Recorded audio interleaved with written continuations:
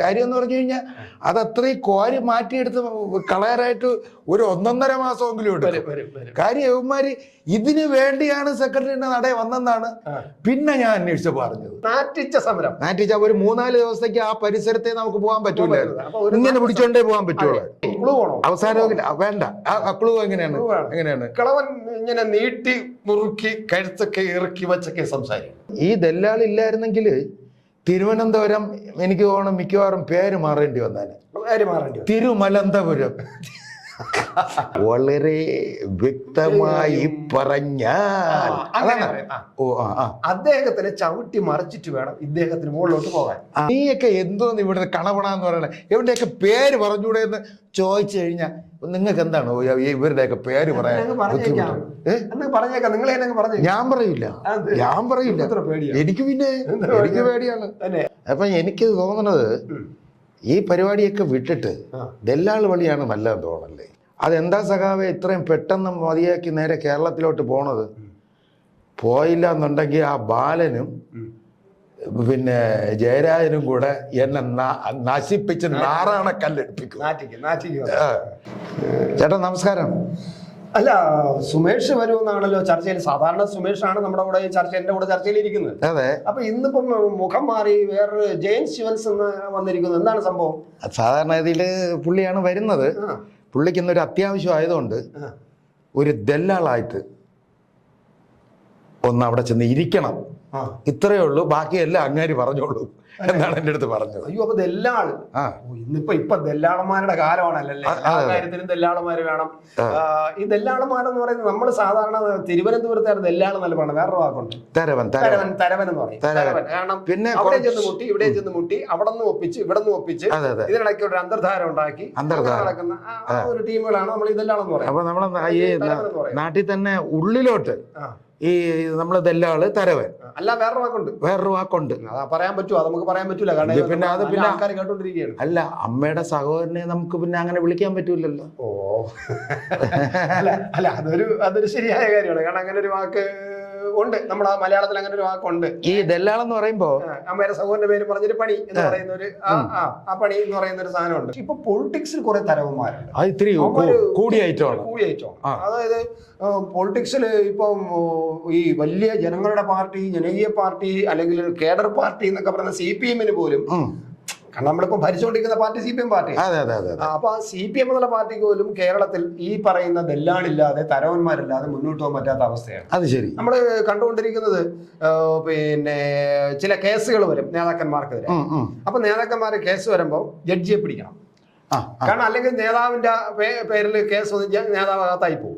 അപ്പൊ അതുകൊണ്ട് നേതാവ് എന്ത് ചെയ്യാം? നേതാവിന് നേരിട്ട് ജഡ്ജിയെ പിടിക്കാൻ നോക്കണം. കാരണം നേതാവ് ജഡ്ജിയെ പിടിച്ചു കഴിഞ്ഞാൽ അത് വേറെ പ്രശ്നമാവും. രാഷ്ട്രീയത്തിൽ അതൊരു പിന്നെ എങ്ങനെയെങ്കിലും ലീക്കായി കഴിഞ്ഞാൽ ഇയാൾ ഇത്രയും വലിയ നേതാവായിട്ടിരുന്നിട്ട് ഒന്നാമത് ഇപ്പൊ എന്ന് പറഞ്ഞാല് എവിടെ ക്യാമറ ഉണ്ടെന്ന് അറിയാൻ വയ്യ. അതെ. അതുകൊണ്ട് കൃത്യമായിട്ട് പിറ്റേ ദിവസം ഇന്ന നേതാവ് ഇന്ന ജഡ്ജിയിലെ വീട്ടിൽ പോകുന്നത് അല്ലെങ്കിൽ ഇറങ്ങി വരുന്നത് ഇതൊക്കെ. അപ്പൊ അല്ലെങ്കിൽ വിളിച്ചാൽ പോലും കോള് ചിലപ്പം ലീക്കാവും. അപ്പൊ ഇത് ആരും അറിയാത്ത ഒരു വ്യക്തി, ഒരു ദല്ലാളുണ്ട്, പൊളിറ്റിക്കൽ ദല്ലാൾ. ഇപ്പൊ പൊളിറ്റിക്കൽ ദല്ലാളന്മാർ ഞാൻ പറഞ്ഞില്ല, പൊളിറ്റിക്കൽ ദല്ലാൾ. അപ്പൊ അതിനെ മലയാളീകരിച്ച് പറയുകയാണെങ്കിൽ രാഷ്ട്രീയ തരവന്മാർ. ഈ രാഷ്ട്രീയ തരവന്റെ അടുത്ത് പോകും. പോയിട്ട് രാഷ്ട്രീയ തരവനെ വിളിച്ചിട്ട് പറയും, നമുക്കൊരു സഹായം ചെയ്തു തരണം, എന്റെ പേരിലൊരു കേസുണ്ട്, അപ്പൊ ആ ജഡ്ജിയെ നമുക്കൊന്ന് കയ്യിലെടുക്കണം, കോടികൾ ചിക്കിളി എത്ര വേണമെങ്കിലും ഞാൻ കൊടുക്കാം, പക്ഷെ നീ ഒന്ന് ബന്ധപ്പെടുത്തി ഒന്ന് അന്തർധാര ഉണ്ടാക്കി റെഡിയാക്കി തരണം. എന്റെ കേസ് എനിക്കെതിരെ വിധി വരരുത്. അവിടെയും ഇവിടെയും തൊടാതെ ഒരു അഡ്ജസ്റ്റ്മെന്റ് എന്നെ മുക്തനാക്കിക്കൊണ്ട്. എന്റെ കേസിൽ വേറെ 2-3 പേരുണ്ട്, പക്ഷെ അവരൊക്കെ ആണെങ്കിൽ അവർക്ക് എന്തെങ്കിലും ഒരു പ്രതികളാണെന്ന് പറയാം, അല്ലെങ്കിൽ എന്തെങ്കിലും അവർക്ക് ഉത്തരവാദിത്വം ഉണ്ടെന്ന് പറഞ്ഞ് കളയും. പക്ഷെ എന്നെ മുക്തമായിക്കൊണ്ട് ഇരിക്കണം. എനിക്ക് പൊളിറ്റീഷ്യന് നാളെ വലിയ കസേരയൊക്കെ ഇരിക്കാൻ, ഈ രാജ്യം ഭരിക്കാൻ, കേരളം ഭരിക്കാനൊക്കെ ഉള്ളതാണ്, അതുകൊണ്ട് തരണമെന്ന് പറയും. ഇത് നടന്ന സംഭവമാണെന്നേ. അത് ശരി. നടന്നതാണ്. നമ്മുടെ കേരളത്തില് കോട്ടയത്ത് വലിയൊരു ജാഥ, ഇദ്ദേഹം വലിയ നേതാവ് വലിയ ജാഥ നടത്തിക്കൊണ്ടുവന്നു. ഈ ഞാൻ പറയുന്ന ഒരു നേതാവ്, രാഷ്ട്രീയ നേതാവ്. വീണ്ടേണ്ട കാര്യം കേരളത്തിലെ ജനങ്ങൾക്ക് അറിയാമെന്ന് ഞാൻ തന്നെ പറയണം. എങ്കിലും നമുക്ക് പറയണ്ട. അപ്പൊ ആ നേതാവ് കോട്ടയം വലിയ ജാഥ നടത്തി കോട്ടയത്ത് വന്നപ്പം വേറൊരു നേതാവിന്റെ, വേറൊരു പാർട്ടിയുടെ വേറൊരു നേതാവിന്റെ ഫോണിൽ നിന്ന് ഈ നേതാവ് പതുക്കെ വാങ്ങിച്ചിട്ട് ഒരു ഫോൺ ചെയ്തു, എനിക്ക് അത്യാവശ്യം വിളിക്കണം. അപ്പം സഹാവിന്റെ ഫോണിന് അല്ല എന്റെ ഫോണ് ചാർജ് ഇല്ല, അപ്പൊ അതുകൊണ്ട് നിങ്ങളുടെ ഫോൺ നേരുമെന്ന് പറഞ്ഞ് വാങ്ങിച്ചു. അപ്പൊ അവിടുത്തെ കോട്ടയത്തെ പാർട്ടിയാണ്, ഒരു ഒരു പ്രാദേശിക പാർട്ടി ഉണ്ട്, കേരള കോൺഗ്രസ് എന്നൊക്കെ. അപ്പൊ ആ പാർട്ടിയുടെ ഒരു നേതാവിന്റെ ഫോണിന് വാങ്ങിച്ചിട്ട് പറഞ്ഞു പതുക്കെ അങ്ങോട്ട് മാറി എന്നിട്ട് ഒരു ഫോൺ വിളിച്ചത് ആരെയാണ്? ദല്ലാളിനെ വിളിച്ചു, തരവനെ വിളിച്ചിട്ട് ഇപ്പൊ തരവൻ ഫോൺ എടുത്ത് പറഞ്ഞു ഇങ്ങനൊരു സംഭവം ഉണ്ട്, എന്റെ പേരിൽ ഹൈക്കോടതിയിൽ ഒരു കേസ് കിടക്കുകയാണ്, ആ കേസ് വലിയ പ്രശ്നമാവും. അപ്പം നാളെ എനിക്കെതിരെ എന്നെ പരാമർശിച്ചുകൊണ്ടോ എന്നെ സൂചിപ്പിച്ചുകൊണ്ടോ എനിക്ക് പങ്കാളിത്തം ഉണ്ടെന്ന് പോലും കോടതി പറഞ്ഞു കഴിഞ്ഞാൽ പ്രശ്നമാണ്. പ്രശ്നം എന്ന് പറഞ്ഞാൽ എങ്ങനെ എനിക്ക് പിന്നെ മുകളിലോട്ട് വരാൻ നോക്കില്ല, തീർന്നു. ഒന്നാമത് ആ കിളവൻ എന്നായിട്ട് ഇങ്ങനെ അപ്പോഴപ്പോഴായിട്ട് ഇറക്കിക്കൊണ്ടിരിക്കുകയാണ്. കിളവൻ ഇങ്ങനെ ആളുടെ ഇടയിലേക്കാണ്. അപ്പൊ ആ കിളവന്റെ മുമ്പ് എനിക്ക് മുന്നോട്ട് കയറി പോകണമെങ്കിൽ ചവിട്ടി ആ കിളവനെയും ചവിട്ടി മറിച്ചിട്ട് മുന്നോട്ട് പോകണമെങ്കിൽ അപ്പൊ ഈ കിളവൻ ആരാണ്? കേരളത്തിലെ ജനത്തിന് അറിയാം, കേരളത്തിലെ എനിക്ക് അറിഞ്ഞൂടാന്നേ തന്നെ. എന്നാലും നിങ്ങളൊന്ന് ഒന്ന് ഊഹിച്ചു നോക്കി. വേണ്ട, എങ്ങനെയാണ് കിളവൻ ഇങ്ങനെ നീട്ടി മുറുക്കി കഴുത്തൊക്കെ ഇറക്കി വെച്ചൊക്കെ സംസാരിക്കും. ഞാൻ ഈ പറഞ്ഞ കിളവൻ എന്ന് പറയുന്നത് വളരെ വ്യക്തമായി പറഞ്ഞാൽ അദ്ദേഹത്തിനെ ചവിട്ടി മറിച്ചിട്ട് വേണം ഇദ്ദേഹത്തിന് മുകളിലോട്ട് പോകാൻ. മനസ്സിലായി. അപ്പൊ ഈ കോടതി ഇപ്പൊ കാര്യം പിടിയിട്ടില്ല, കിട്ടി. അപ്പൊ ഈ കോടതി ഈ വലിയ കേസുണ്ട്, വലിയ പ്രമാദമായ കേസാണ്. ഒരു വിദേശ കമ്പനിയിൽ നിന്ന് ചിക്കിലടിച്ച് മാറ്റിയതാണ്. രഹസ്യമായിട്ട് കുറെ ലൈൻ കമ്പി കൂടെ ഒക്കെ ഉള്ള കറണ്ട് വലിക്കുന്ന അന്ന് അദ്ദേഹത്തിന് കറണ്ടിന്റെ ഒരു മന്ത്രിസ്ഥാനം കൂടെ ഉണ്ടായിരുന്നു. ഈ കിളവന്റെ മന്ത്രിസഭയുടെ മുമ്പ് ഒരു ചെറിയ പരിപാടി ഉണ്ടായിരുന്നു. അപ്പൊ അതുകൊണ്ട് അതിൽ നിന്ന് കിട്ടിയ ഒരു കേസാണ്. എന്തായാലും പെടുമെന്ന് മനസ്സിലായി, ഇദ്ദേഹത്തിന് മനസ്സിലായി. അപ്പം ഈ പറയുന്ന നേതാവിന്റെ ഫോൺ വാങ്ങിച്ചു വെച്ചിട്ട് ഈ ദല്ലാളിനെ വിളിച്ചിട്ട് ദല്ലാളിന്റെ പറഞ്ഞ് നമുക്കൊരു ഈ വക്കീലിനെ പിടിക്കണം, അല്ല ഈ ജഡ്ജിയെ പിടിക്കണം. കോടതി ഇങ്ങനെ വാദം നടന്നുകൊണ്ടിരിക്കുകയാണ്, പ്രശ്നമാവും. അതുകൊണ്ട് കൃത്യമായിട്ട് അയാൾ പിടിച്ച് റെഡിയാക്കി, ജഡ്ജിയെ പിടിച്ച് റെഡിയാക്കി, വേറൊരു വക്കീൽ പിടിച്ചു, ആ വക്കീൽ വഴി ജഡ്ജിയെ പിടിച്ചു, ജഡ്ജിയെ പിടിച്ച് റെഡിയാക്കിയിട്ട് ഉത്തരവ് വന്നപ്പോൾ ജഡ്ജി ഇദ്ദേഹത്തിന് അനുകൂലമായിട്ട് ഉത്തരവ് വെച്ചു. ഇദ്ദേഹത്തിനെ ക്ലീൻ ആക്കിയിട്ട് ഉത്തരവും വന്നു. അതാണ് രാഷ്ട്രീയം. ഇതെല്ലാം നോക്കണം, എത്ര ശക്തമാണ്. നമ്മളിപ്പോ നാട്ടിൽ ഇപ്പൊ ഒരു കല്യാണത്തിന് തരവൻ വരുന്നു, ഒരു വസ്തു വിൽപ്പനയ്ക്ക് ഒരു തരവൻ വരുന്നു. പക്ഷെ അതിനേക്കാളും എത്രയോ പവർഫുൾ ആണെന്ന് പറയാം, ഭയങ്കര പവർഫുൾ ആണ്. കോടികളാണ് സമ്പാദ്യം ഈ ദല്ലാളന്മാർക്ക്. അപ്പൊ അതുപോലത്തെ ദല്ലാളന്മാർ നമ്മുടെ നാട്ടിലുണ്ട്. അപ്പൊ അങ്ങനെയുള്ള ഒരു ദല്ലാളല്ല നിങ്ങളെന്ന് എനിക്ക് പറയാം. നിങ്ങളിപ്പോ സുമേഷിന് വേണ്ടി തൽക്കാലം വന്ന് ഇത് നിങ്ങൾ സ്വയം ദല്ലാളാണെന്ന്, സുമേഷിന് ദല്ലാളാണെന്ന് പറഞ്ഞ് വന്നെങ്കിലും എന്തായാലും താങ്കൾ അങ്ങനെയൊന്നും അല്ല എന്നാണ് എന്റെ വിശ്വാസം. അല്ലേ? ഞാൻ അത്രക്കാരനല്ല, അറിയാലോ. അറിയാം. അപ്പൊ എനിക്ക് തോന്നുന്നത് ഈ പരിപാടിയൊക്കെ വിട്ടിട്ട് ദല്ലാൾ വഴിയാണ് നല്ലതെന്ന് തോന്നല്ലേ? രാഷ്ട്രീയ ദല്ലാളാണ്, മറ്റേ കല്യാണ ദല്ലാള്, മറ്റേ വസ്തു ദല്ലാള്, അതൊക്കെ പോയെന്നേ, എന്റെ കാലം കഴിയുന്നേ. രാഷ്ട്രീയ ദല്ലാളാവണം. ഇതിന് പ്രത്യേക വിദ്യാഭ്യാസ യോഗ്യത ഒരു കുന്തവും വേണ്ട. ഇത്തിരി നന്നായിട്ട് ഇംഗ്ലീഷും നന്നായിട്ട് സംസാരിക്കണം. മലയാളം ഇംഗ്ലീഷും പറയണം. കുറഞ്ഞ് ഇംഗ്ലീഷും കൂടെ കിട്ടിയാൽ ഡൽഹിയും കൂടെ ആയിട്ട് ബന്ധപ്പെടുത്താം. മലയാളം മാത്രം സംസാരിക്കാൻ അറിയാമെങ്കിൽ നമുക്ക് മലയാളത്തിലുള്ള കേരളത്തിലെ നേതാക്കന്മാരുമായിട്ട് അഡ്ജസ്റ്റ് ചെയ്ത് അവരുടെ അന്തർധാര ഉണ്ടാക്കി എടുക്കാം. അത്രേ ഉള്ളൂ. ഇത്തിരി ഇംഗ്ലീഷും കൂടെ സംസാരിക്കാൻ അറിയാമെങ്കിൽ, കുറച്ച് ഹിന്ദിയും കൂടെ സംസാരിച്ചു കഴിഞ്ഞാൽ പൊളിച്ച് കേന്ദ്രത്തിലെ നേതാക്കന്മാരെയും കേരളത്തിലെ നേതാക്കന്മാരെയും തമ്മിൽ യോജിപ്പിച്ച് അന്തർധാര ഉണ്ടാക്കി ചക്രമാകാം. അതാണ് ഇപ്പൊ ഇവരൊക്കെ എല്ലാം ഇത് വേണം. ഇപ്പം ഇങ്ങനെയുള്ള ദല്ലാളന്മാര് നമ്മൾ ഉദ്ദേശിക്കുമ്പോഴല്ല മാധ്യമരംഗത്തും ഉണ്ട്. അപ്പൊ ഞാൻ ചോദിച്ചോട്ടെ, പിന്നെ നേതാവ് വിളിച്ചു, ദല്ലാള് അറ്റൻഡ് ചെയ്തു, കാര്യങ്ങൾ നടത്തി, ബാക്കി കാര്യങ്ങളായി, ആർക്കെതിരെയാണ് എന്താണെന്നുള്ള കാര്യങ്ങളൊക്കെ എനിക്ക് മനസ്സിലായി. അല്ല, അതിന്റെ ഗുണമെന്ന് പറഞ്ഞാൽ അദ്ദേഹം പിന്നീട് വലിയ നേതാവായി. ഇപ്പൊ നമ്മുടെ നാടിന്റെ വലിയൊരു പദവിയിൽ വലിയ കസേരയിരിക്കുകയാണ് ഈ പറയുന്ന കക്ഷി. നേരം വെളുത്തു കഴിഞ്ഞാൽ മറ്റേ നമ്മള് മറ്റേ ഇത് സൂര്യഭഗവാൻ നമ്മുടെ കേരളത്തിന്റെ സൂര്യനാണ്. ഇന്ന് അതിന്റെ ഒരു കാർട്ടൂൺ, ഞാൻ ഹക്കു എന്നും പറഞ്ഞൊരു കാർട്ടൂണിസ്റ്റ് ഉണ്ട്, ഹരികുമാർ എന്നാണ്. അപ്പോഴത്തേക്ക് പുള്ളിയുടെ കാർട്ടൂണിൽ പറഞ്ഞേക്കണത്, അതെന്താ സഖാവെ ഇത്രയും പെട്ടെന്ന് മതിയാക്കി നേരെ കേരളത്തിലോട്ട് പോണത്? പോയില്ല എന്നുണ്ടെങ്കിൽ ആ ബാലനും പിന്നെ ജയരാജനും കൂടെ എന്നെ നശിപ്പിച്ച് നാറാണക്കല്ലെടുപ്പിക്കും എന്ന് പറഞ്ഞാലേ. അപ്പൊ ഈ ദല്ലാൾ ആരാണെന്ന് പറഞ്ഞില്ല. ദല്ലാളിപ്പോ നന്ദകുമാർ, പാവം, എന്റെ പേര് നന്ദകുമാർ എന്നാണ്. ഞാൻ പാവം, എനിക്ക് ദല്ലാളിപ്പോ നന്ദകുമാറുണ്ട്. ദല്ലാളുണ്ട്. ഇപ്പൊ പുതുതായിട്ട് നമ്മൾ അറിയുന്നത് വേറെ ചില ദല്ലാളന്മാരും ഇതിനകത്ത് സജീവമായിരുന്നു. ഈ നന്ദകുമാറിനെക്കാളും ഗംഭീരമായിട്ട് വലിയൊരു സജീവമായിരുന്നു എന്നാണ്. അത് മാധ്യമരംഗത്ത് നിൽക്കുന്ന നല്ല സുന്ദര കുട്ടപ്പനായിട്ട് എന്നെ പോലെ താടിയൊക്കെ വളർത്തി നല്ല സുന്ദരപ്പനായിട്ട് നിൽക്കുന്ന ചില ആൾക്കാരുണ്ട്. മാധ്യമരംഗത്തിന്റെ ഒരു വലിയ മാധ്യമ സ്ഥാപനത്തിന്റെ അങ്ങ് ഉയർന്ന കസേരയിൽ ഇരിക്കുന്ന ആളാണ്. ഈ പേന ഇങ്ങനെ കടിച്ച് ചിലപ്പം ആരെങ്കിലും കൊണ്ട് വല്ലോ ചർച്ച അടച്ചിട്ട് അവര് പറയണെല്ലാം കേട്ട് അവർ രണ്ട് കുത്തു കൊടുത്ത് അതൊക്കെ കേട്ട് ചിരിച്ചോണ്ടൊക്കെ ഇരിക്കുന്ന ഏതോ ഒരു ജംഗ്ഷനിലിരിക്കുന്ന ആളല്ല. ഒരു ജംഗ്ഷനിലിരിക്കുന്നത് അദ്ദേഹം ജംഗ്ഷനിലാണ്. പൊതുവെ എപ്പോഴും ജംഗ്ഷനിലാണ് അദ്ദേഹം. കാരണം മറ്റദ്ദേഹത്തിന്റെ ഞാൻ പറഞ്ഞ സൂര്യന്റെ ജംഗ്ഷനിൽ നോക്കുന്ന ആള് അദ്ദേഹം കൂടെയാണ്. ഇദ്ദേഹമാണ്. അപ്പൊ അതുകൊണ്ട് അദ്ദേഹം ഉപദേഷ്ടാവാണെന്ന് തോന്നുന്നു. ഉപദേഷ്ടാവ് എന്നൊക്കെ ആയിരുന്നു. പക്ഷെ അതിന്റെ ഗുണമുണ്ടായി. ഈ ദല്ലാൽപ്പണി ചെയ്തതിന്റെ ഗുണമുണ്ടായി. കാരണം ഈ ഇടയ്ക്ക് കേരളത്തിൽ ഒരു സമരം നടന്ന ഓർമ്മയുണ്ട? വലിയൊരു സമരം സെക്രട്ടേറിയറ്റ് പോകുമ്പോ എന്ന് വെച്ചാൽ പച്ച മലയാളത്തിൽ പറഞ്ഞ നാറ്റിച്ച സമരം. നാറ്റിച്ച ഒരു 3-4 ദിവസത്തേക്ക് ആ പരിസരത്തെ നമുക്ക് പോകാൻ പറ്റൂലായിരുന്നു. ഇങ്ങനെ പിടിച്ചോണ്ടേ പോകാൻ പറ്റുള്ളൂ. അത് അങ്ങനത്തെ ഒരു സമരം ഉണ്ടായിരുന്നു. ഈ സഹാക്കള് അങ്ങ് കണ്ണൂരിൽ നിന്നും കാസർഗോഡ് നിന്നും ഇങ്ങനെ സഞ്ചിയൊക്കെ വാരി കെട്ടി ശബരിമലയിൽ പോകുമ്പോൾ ഇരുമുടി സഞ്ചിയെ കെട്ടി ഇങ്ങനെ വന്ന് സമരം ചെയ്യാൻ വേണ്ടി അന്തം വിട്ട് വന്നു. മറ്റേ ഇങ്ങനെ അന്ന് മുഖ്യമന്ത്രി ആയിരിക്കുന്ന ഉമ്മൻചാണ്ടിയ ഇപ്പൊ ഞങ്ങള് ശരിപ്പെടുത്തും, ഇയാൾ രാജിവെച്ചിട്ട് ഞങ്ങൾ ഇനി തിരിച്ചു പോകണം. ട്രെയിനിലൊക്കെ ഇങ്ങനെ ഉറച്ചു വന്ന്.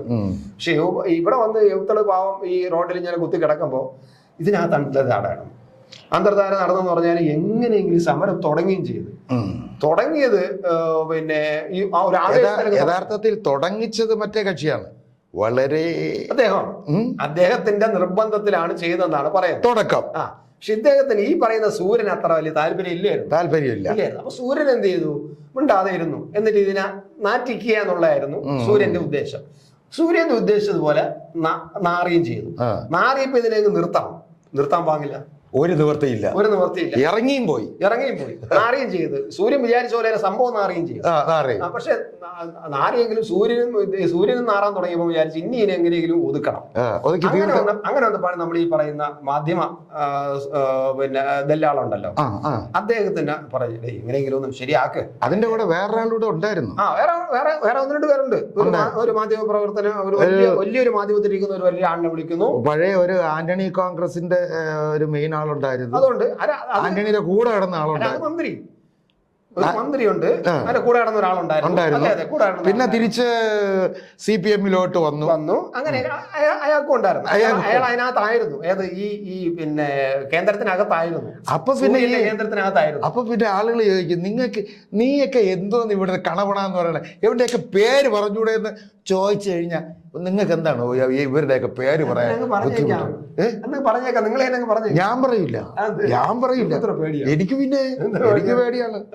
ഞാൻ തന്നെ പറഞ്ഞേക്കാണ്ട് നമ്മുടെ പിന്നെ ചെറിയാൻ ഫിലിപ്പ് അവിടെ ഉണ്ടായിരുന്നു. ചെറിയാൻ ഫിലിപ്പിന് ഇതിന് വലിയ പങ്കൊന്നുമില്ല. ചിലപ്പോൾ ഇതൊക്കെ അറിയാം. കാരണം അവിടെ അതിനകത്ത് സൂര്യന്റെ കേന്ദ്രത്തിനകത്ത് ഇരിക്കുന്നുണ്ട്. ചെറിയാൻ ഫിലിപ്പിന് എല്ലാം അറിയാം.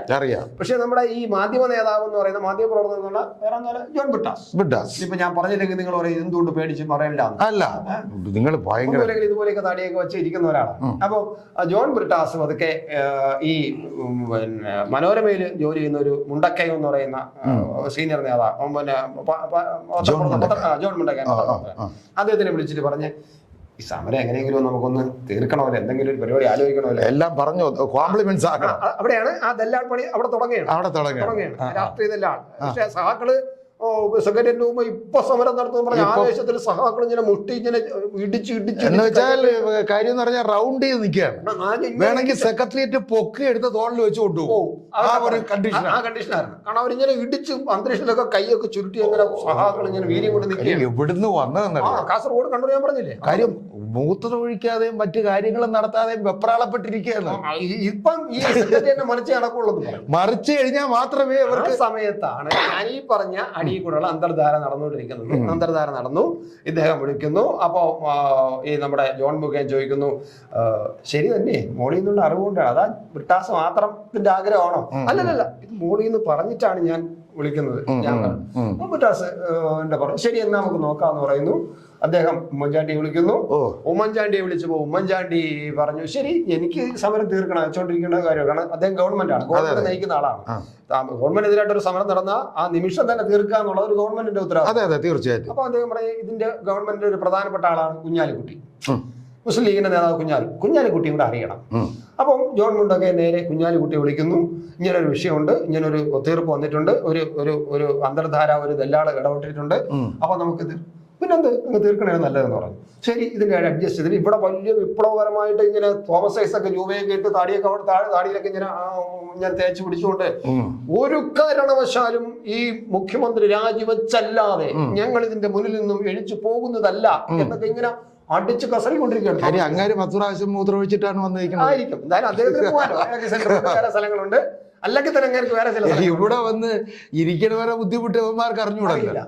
അപ്പൊ എന്തായാലും ഇങ്ങനെയൊക്കെ പ്രശ്നിച്ചുകൊണ്ടിരിക്കുമ്പോ ഒരു വിഭാഗം, അതായത് വലിയ നേതാക്കന്മാര്, മുന്തിയ നേതാക്കന്മാർ, ഒന്നാം കിട നേതാക്കന്മാരുടെ സെക്രട്ടറിന് മുമ്പ് ആളെ ഇങ്ങനെ പ്രസംഗിപ്പിച്ച് വീര്യം കൊടുപ്പിച്ച് മുഷ്ടിയൊക്കെ ഇങ്ങനെ ഇടിപ്പിച്ച് ഇങ്ങനെ നിൽക്കുമ്പോ രണ്ടാം നിരയിലുള്ള നേതാക്കന്മാര് നൈസായിട്ട് വലിഞ്ഞ് ക്ലിഫ് ഹൗസിൽ പോയി. ക്ലിഫ് ഹൗസിൽ പോയിട്ട് ക്ലിഫ് ഹൗസിൽ നിന്ന് മുഖ്യമന്ത്രിയെ കണ്ടു.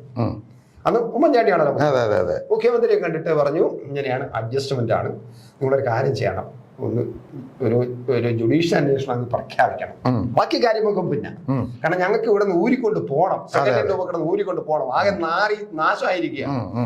ഇനി നഗരവാസികളെല്ലാം കൂടെ ഞങ്ങളുടെ മറ്റേ ഞങ്ങളുടെ സൂര്യ കേന്ദ്രത്തിൽ കയറി അടിക്കും. അതുകൊണ്ട് അതിനൊക്കെ മുമ്പ് ഞങ്ങൾക്ക് ഇവിടെ നിന്ന് ഊരി രക്ഷപ്പെട്ട് പോകണം. അപ്പൊ ശരി, മുഖ്യമന്ത്രി പറഞ്ഞു, എനിക്ക് സന്തോഷം, കാരണം എനിക്കെതിരെ ഒരു സമരം നടത്തുന്നു, ഞാൻ രാജിയും പോലും ഒന്നും വയ്ക്കില്ല, നിങ്ങൾ അങ്ങനെ വരണ്ട. വേണ്ട, രാജിവെക്കണം, ഞങ്ങൾ പുറത്ത് സഹകളവും പോയി രാജിവെച്ച് അടങ്ങും, രാജിവെച്ചില്ലെങ്കിൽ ഞങ്ങൾ ഇവിടെ നിന്ന് എഴിക്കില്ല, ഞങ്ങൾ വിളിക്കും, ഞങ്ങൾ പ്രസംഗിക്കും, അതൊക്കെ ഞങ്ങൾ പറഞ്ഞുകൊണ്ടിരിക്കും. പക്ഷെ മുഖ്യമന്ത്രി ഒരു കാര്യം ചെയ്യണം, ഒരു ചെറുതായിട്ടൊന്ന് അഡ്ജസ്റ്റ് ചെയ്തിട്ട് ഒരു ജുഡീഷ്യൽ അന്വേഷണം അങ്ങ് പ്രഖ്യാപിക്കണം. ജുഡീഷ്യൽ അന്വേഷണം പതുക്കെ പിന്നീട് അങ്ങോട്ട് നടത്തിയാൽ മതി, പ്രഖ്യാപിക്കണം. ഞങ്ങൾ ഇത് വെച്ചിട്ട് ഞങ്ങൾ ജയിച്ചേ എന്ന് പറഞ്ഞിട്ട് ടക്കനെ ഞങ്ങൾ സെക്രട്ടറി ഇറങ്ങിപ്പോയിക്കോളാം. മുഖ്യമന്ത്രിയെ സംബന്ധിച്ചിടത്തോളം നല്ലത്, കാരണം തന്റെ സെക്രട്ടേറിയറ്റിന് 2 ദിവസം കഴിഞ്ഞ് അവധി കൊടുക്കണോ വേണ്ടെന്ന് ആലോചിച്ചുകൊണ്ടിരിക്കുകയാണ് മുഖ്യമന്ത്രി. കാരണം അത്രയ്ക്ക് പ്രശ്നമായി. കാരണം മുഖ്യമന്ത്രിയുടെ പിന്നെ സെക്രട്ടേറിയറ്റിന്റെ ഓഫീസിൽ ഇരിക്കാനും പാകില്ല, നാറ്റം. നഗരം മുഴുവൻ മാറിയില്ലേ, പിന്നെ ഈ ഓഫീസിനകത്ത് ഇരിക്കാൻ പോലെ നാറ്റം. അപ്പൊ ഇരിക്കണം എങ്ങനെ? ഈ ജീവനക്കാർക്ക്, പെണ്ണുങ്ങൾ ഉൾപ്പെടെയുള്ള വന്ന് ജോലി ചെയ്യണ സെക്രട്ടേറിയറ്റ് ആണ്. 2 ദിവസം ലീവ് എടുത്താലെന്നൊക്കെ ആലോചിച്ചുകൊണ്ടിരിക്കുമ്പോഴാണ് ഈ നമ്മുടെ മാധ്യമ നേതാവിന്റെ മുട്ടാസ് നേതൃത്വത്തിലുള്ള ടീം അവിടെ ചെന്ന് പറയും അങ്ങനെ ഓക്കെ, അങ്ങനെ സമരം തീർന്നു. അങ്ങനെ ദല്ലാളന്മാരുടെ പരിപാടി അതാണ് നമ്മൾ പറഞ്ഞത്. ദല്ലാളന്മാരുടെ നിസ്സാരമൊന്നുമല്ല, അവർ ഭയങ്കര പവർഫുള്ളാണ്. ഒരു സംസ്ഥാനത്തിന്റെ പാർട്ടിയുടെ സമരത്തിനെ പോലും ഒതുക്കി തീർക്കാനും തീരുമാനിക്കാനും കഴിയുന്ന ശക്തിയുള്ള ദല്ലാളന്മാരാണ്. യഥാർത്ഥത്തിൽ ഈ ദല്ലാളില്ലായിരുന്നെങ്കിൽ തിരുവനന്തപുരം എനിക്ക് തോന്നുന്നു മിക്കവാറും പേര് മാറേണ്ടി വന്നാല്. തിരുമലന്തപുരം. ശരിയാണ്, തിരുവനന്തപുരം മാറ്റിയിട്ട് തിരുമലന്തപുരം. കാര്യം എന്ന് പറഞ്ഞു കഴിഞ്ഞാൽ അത് അത്രയും കോരി മാറ്റിയെടുത്ത് കളയാനായിട്ട് ഒരു 1.5 മാസമെങ്കിലും എടുക്കും. കാര്യം യവന്മാര് ഇതിനു വേണ്ടിയാണ് സെക്രട്ടറിയുടെ നട വന്നെന്നാണ് പിന്നെ ഞാൻ അന്വേഷിച്ച് പറഞ്ഞത്. എവിടുന്ന് ഇതിനു വേണ്ടി മെനക്കെട്ട് 3 ദിവസം കൃത്യമായിട്ട് വയറൊക്കെ പിടിച്ചു വെച്ച് അത് നേരത്തെ അതൊരു സമരമുറയാണ്. എങ്ങനെയെങ്കിലും ഇങ്ങനെ രാജിവെച്ചില്ല എന്നുണ്ടെങ്കിൽ നാറ്റം സഹിക്ക വയ്യാതെ ഉമ്മൻചാണ്ടി അവിടുന്ന് ഇറങ്ങി ഓടണം. ആ ഒരു ലെവലിലായിരുന്നു. അങ്ങനെ അതിനുവേണ്ടിയാണ് പരിപാടി ആയിരുന്നു. അപ്പൊ അവര് തന്നെ നേരത്തെ തീരുമാനം എടുത്തു. നമുക്ക് അവസാനം അവിടെ നിന്ന് തന്നെ തീരുമാനമെടുത്ത് അവിടെ ഒരു പ്രഖ്യാപനം നടത്തണം. തിരുവനന്തപുരത്തിന്റെ പേര് മാറ്റണം, തിരുമലന്തപുരം എന്നാക്കി മാറ്റണം. അങ്ങനെയൊക്കെയാണ് ഈ സംഭവം. അതായിരിക്കും കണ്ണൂർ ലോബി അവിടെ നിന്ന് ചാടിക്കൂട്ടി എല്ലാം കൂടെ വാരിക്കെട്ടിയില്ല ശബരിമല വരും പോലെ വന്നു. പിന്നെ ഭയങ്കര പ്രതീക്ഷയോടുകൂടി വന്നതാണ്. പക്ഷെ പോയി. അപ്പൊ ഇതാണ് നമ്മൾ പറഞ്ഞു വരുന്നത്. അപ്പൊ അതുകൊണ്ട് നിങ്ങൾ ദല്ലാളെന്ന് പറയുന്നതിൽ ഇപ്പം വിഷമിക്കുന്നു വേണ്ട. പണ്ടാണ് നമ്മൾ തലവെന്ന് എന്ന് പറയുമ്പോൾ ഒരു മോശത്തരമായിരുന്നു. ഇപ്പൊ വലിയ ഗമയാണ്. കാരണം വലിയ പോലീസ് പ്രൊട്ടക്ഷൻ വരെ ഇപ്പം നന്ദകുമാറിന് ഭയങ്കര പ്രൊട്ടക്ഷൻ ഉണ്ട്. ഞാനും ഒരു നന്ദകുമാർ വെറുതെ നടക്കുന്നത്. മറ്റേ നന്ദകുമാർ നന്ദകുമാർ എന്തൊരു മിടുക്കൻ. അവനിപ്പോ പോലീസ് പ്രൊട്ടക്ഷൻ വരെ ഉണ്ട്. കാരണം മിടുക്കനായി പോയി. കോടികൾ സമ്പാദ്യമുണ്ട്, വലിയ വലിയ ഫ്ലാറ്റുകളുണ്ട്. മനസ്സിലായില്ലേ? ഇതുപോലെ നമ്മളെ പോലെ വന്ന് മൈക്കിന്റെ മുമ്പിൽ കിളവണാന്ന് വർത്താനം പറഞ്ഞ് തിരിച്ചു പോണവരല്ല. അത് നിങ്ങള് നാളെ പോലെ എന്റെ ലെവലിൽ മാറുകയാണ്. നിങ്ങളും നല്ല ആളായിട്ട് മാറും. ഞാൻ ഇനി പ്രൊട്ടക്ഷനോട് കൂടിയായിരിക്കും. ഇനി അടുത്ത് എന്നെ കാണാൻ വരണമെങ്കിൽ ടിക്കറ്റ് എടുക്കണം, അപ്പോയിന്റ്മെന്റ് വാങ്ങണം. ദല്ലാൾ ജയൻ ശിവൻസ്. Very good. അപ്പോൾ ദല്ലാളന്മാർ വാഴട്ടെ, നമ്മുടെ രാഷ്ട്രീയം വളരട്ടെ, നമ്മുടെ കേഡറിസം നന്നായിരിക്കട്ടെ, നമ്മുടെ കമ്മ്യൂണിസവും വാഴട്ടെ ദല്ലാളാൽ. നമുക്ക് അടുത്ത ദിവസം ഒന്നും കൂടെ കാണാം.